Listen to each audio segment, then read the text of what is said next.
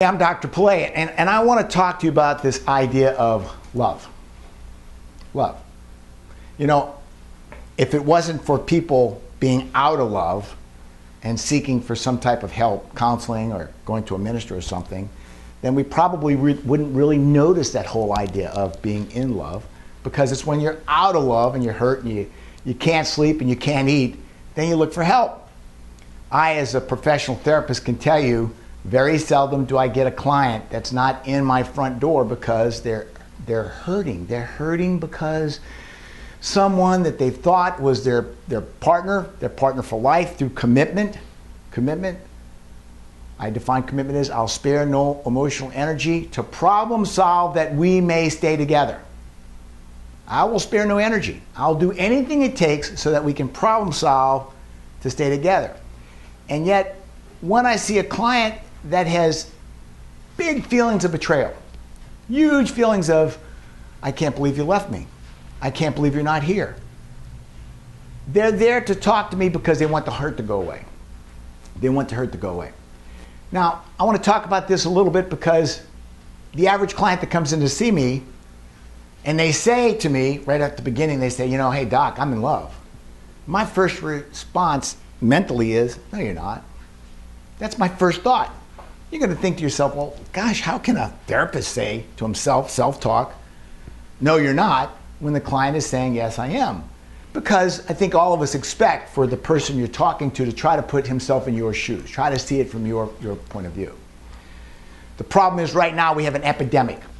We have an epidemic where people are emotionally bonded to what they believe to be a suitable partner, when in fact they haven't done their homework to find out, is that person truly available to be emotionally bonded to me?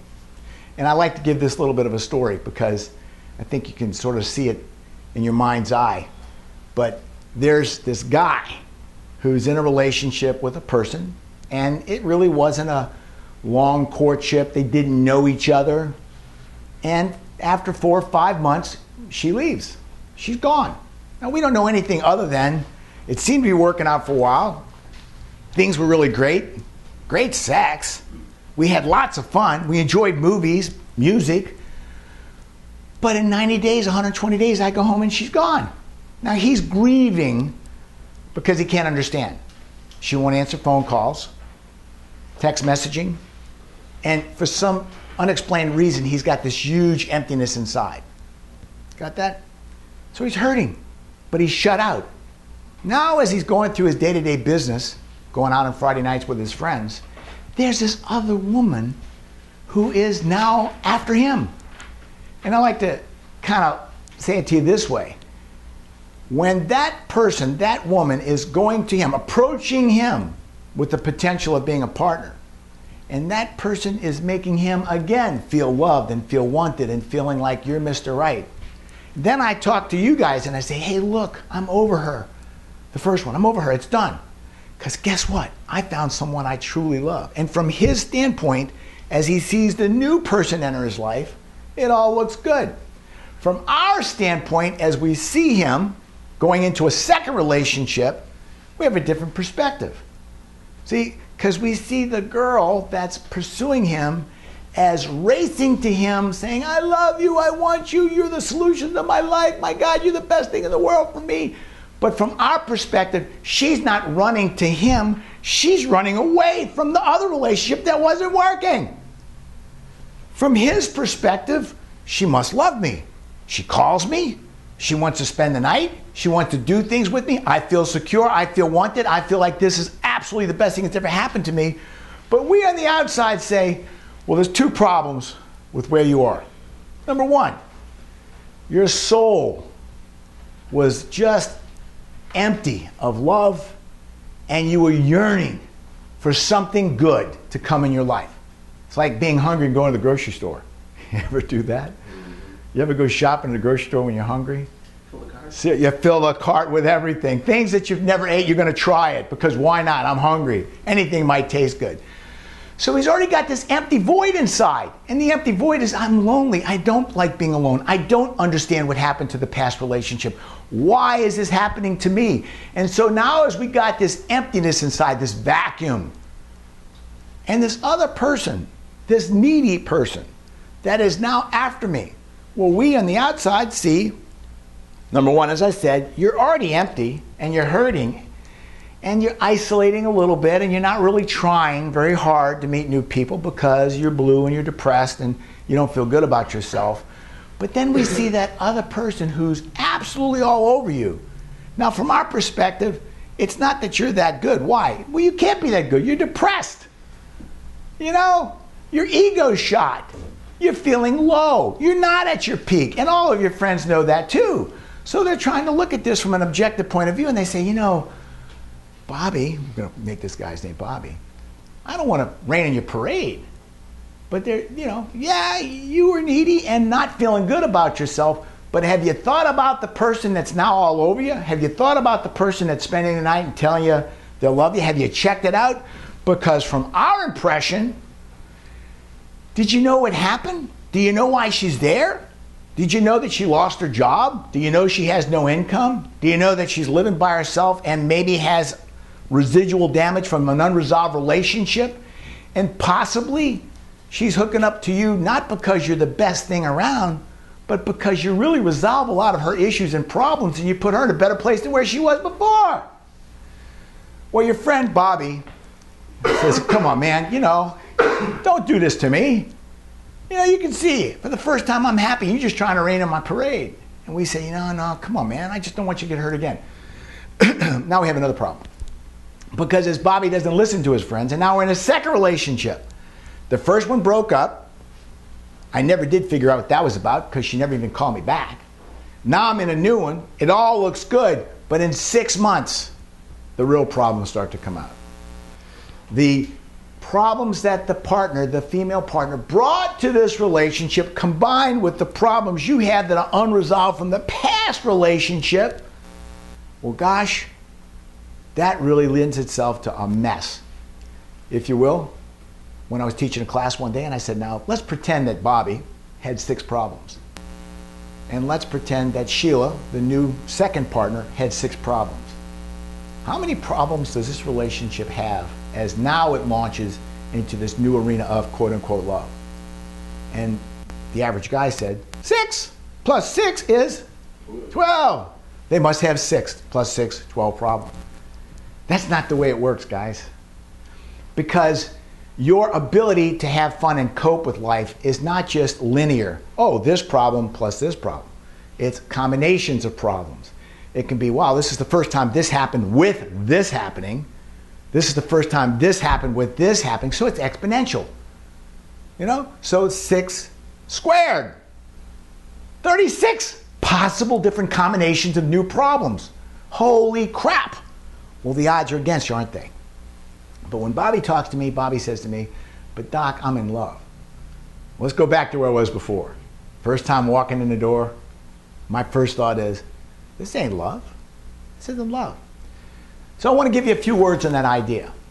I think as a human being, Homo sapien, member of the animal kingdom, don't cut yourself short when it comes to understanding your emotions. Because on a basic level, we bond. We bond. And I say basic, why? Because I have a schnauzer that I think would take a bullet for me. He loves me so much. Other kids are at the house, other family members at the house, but when I walk in the door, nobody else matters. Because that schnauzer bonded to me first. And that's the way some animals are of the animal kingdom. However, understand, maybe we consider it an insult to put ourselves down to a more animalistic level. But that's what it's about, guys. You do bond. But you can bond to a person in love, committed for life, but you can also bond to a lot of friends.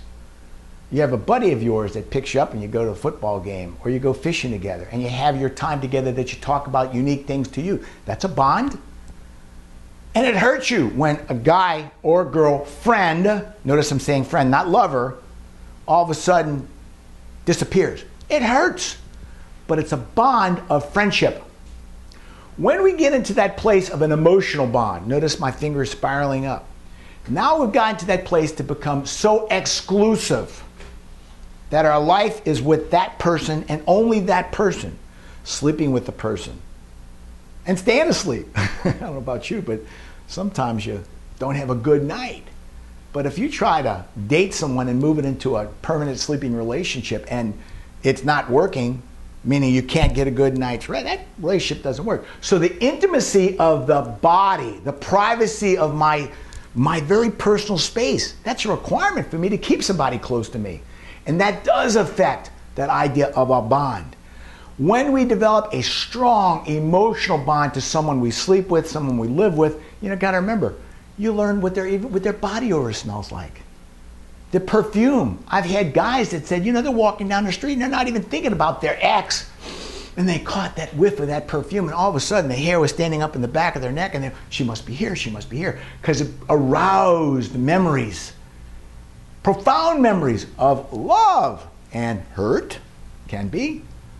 But the idea that when I live with someone, involved in sexual relations, have children, that there's a part of me that connects on a whole different level. But notice I didn't say the word love. Because I have found that people can live together, eat at the same table, sleep in the same bed, have children, but have an absolute lack in ability to problem solve. They cannot figure out how to collaborate or compromise the simplest things. Well, now this is profound, because I'm living with you. My heart feels like it's going to be ripped out of my chest whenever we break up. But when we're together, it seems like all too often you're not listening to me. I'm trying to tell you how I feel, what my goals are, what my inspirations are, what I want, and you're either some other place, or you can't connect with me at a level that I feel like you really know me. Whoa. Now I'm hurt. I'm hurt in two places. One, you're the person I really trust. And when a person that you trust betrays you by telling you you're wrong, especially when it's about a goal for you that's very important to you, something that you consider to be the meaning to life for you, well, that hurts in itself, because you're someone that I dearly am connected to and I feel rejection. But also I hurt because I begin to question, maybe they're right and I'm wrong. Maybe this whole idea about what I want in life and what I want, where I want to be, maybe I've screwed this up. So it puts you into a tailspin.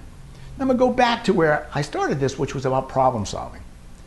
The fact that I'm emotionally connected to someone to such a degree that when we don't problem solve, it derails me so much that it screws up my life, puts me into a position of A, arguing all the time, or B, don't talk about it.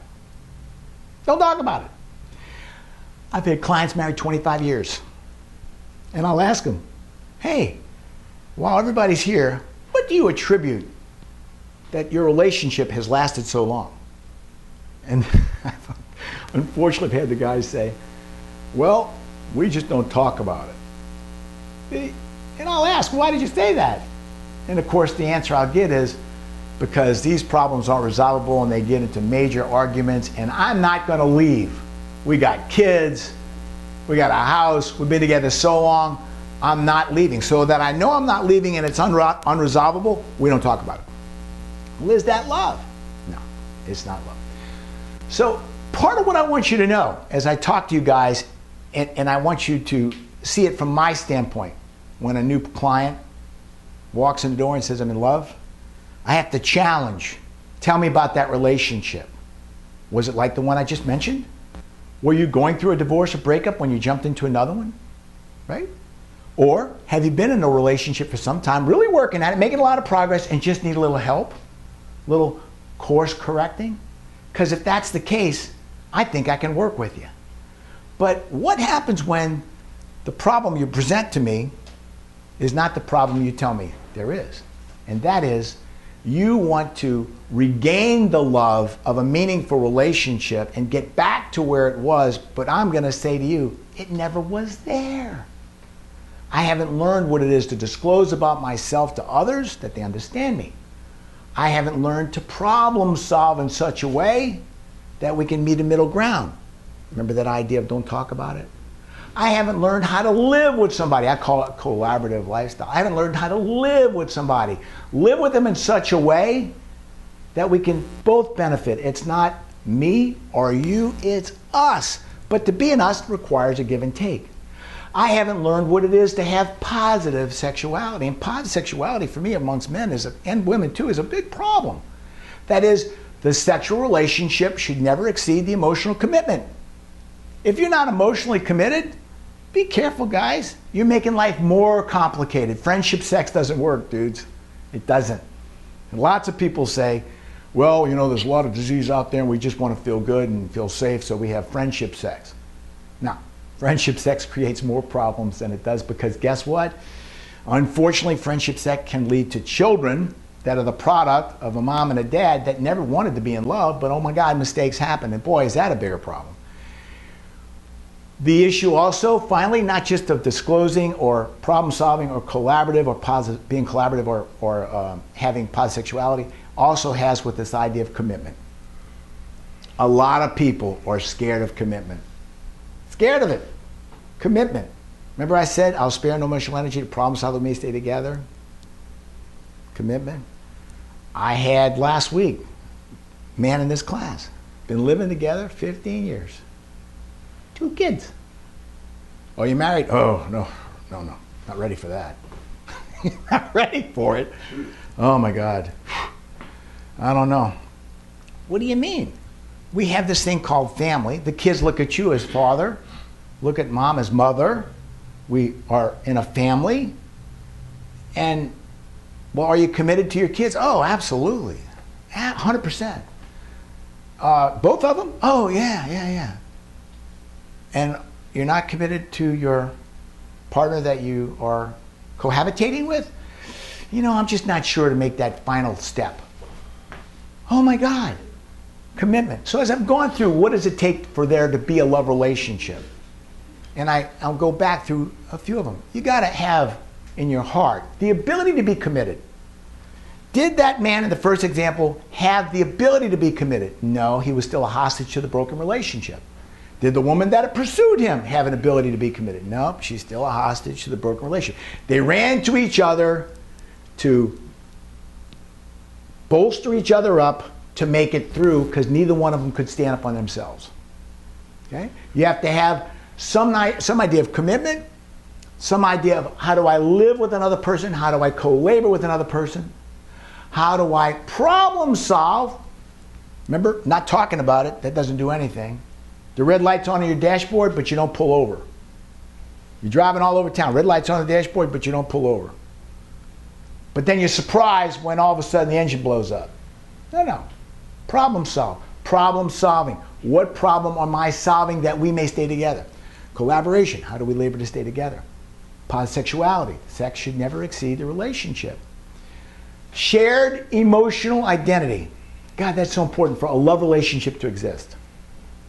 I have pictures behind me of my family.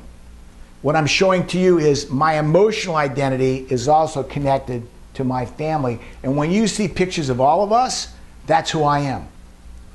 The idea that in your heart, in your internal spiritual person, you have now given yourself to a greater calling, and that greater calling is no longer you, but it's also the mother of your children, which I ask in some cases for you to say it's my wife, and my children, because that's what an emotional identity is. And there's 2 more things you have to think about if, in my mind, we're going to call it a love relationship.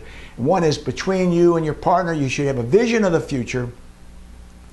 You know, when I got a guy that's been together 15 years and still not willing to take that step, where do you want to be in 30 years or 20 years? Or where do you want to be in 2 years from now? Where do you picture this going? Understand, I don't necessarily believe you've got to be legally married, but can you be spiritually married? Is that okay? Can you call all those people together that you know and love, and in the face of all of them and in the presence of just them, don't have a justice of the peace. Don't go down to the courthouse. But to all those people, give an oath together, a bond to show that, yes, we do in fact plan on staying together. That's good. That to me constitutes an emotional marriage. And then finally, the last thing I think is so important for you guys to have a love relationship. And maybe this is a little bit too advanced, but I believe you should have a shared spiritual reality. Do you believe in God? That's a big question, because I've got people right now, one particular couple I'm thinking about, where he has no intentions of ever believing that there is a big G in this world, big God. And she was raised in a very, very strict fundamentalist world. And for them to stay together, him being agnostic, her being very devout Christian, has been really challenging. Because the truth is, these are things you must resolve when we talk about raising the kids. You know, a lot of our holidays are Christian holidays. Christmas, Easter. The idea that we have a cultural connection to some church, synagogue, some spiritual entity. We got to resolve these issues. So my last and final thing, as you think about this notion of am I in love, is the idea that have we resolved this notion of God in our life, and do we have an agreement on this? Okay? I hope you enjoyed this little bit of lecture about what love is. I'm not trying to rain on anybody's parade, but I'll tell you there was a time in my life when I was breaking up with somebody years and years ago, and I really hadn't thought about it. Am I in love? And if I had heard this and applied it to that hurt years ago, I would have realized the hurt I was feeling was because my emotional bond that I connected, that I gave with that person was really, really strong. But that there was very few of the criteria for it to be a love relationship. And when I look back at that time in my life to realize that my self-talk was, oh, I'm in love. And people would say, well, love heals all wounds. People would say, well, if you really love her, keep trying because you'll win her back.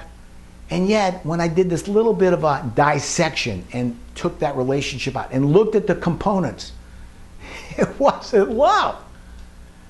It was companionship sought during an empty time in my life when I didn't like being alone. And it didn't work.